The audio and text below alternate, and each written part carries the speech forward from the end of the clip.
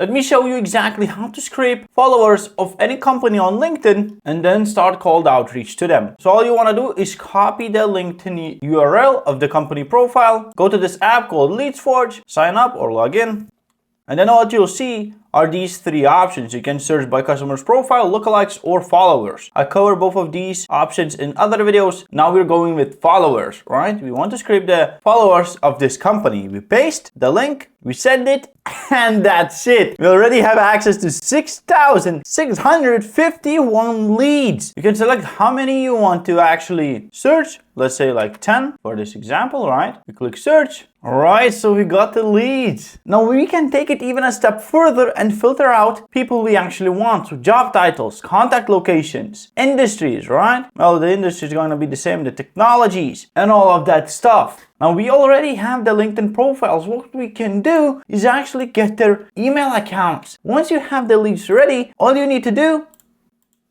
is select the leads you want, export them to an app like Salesforge, go to Salesforge,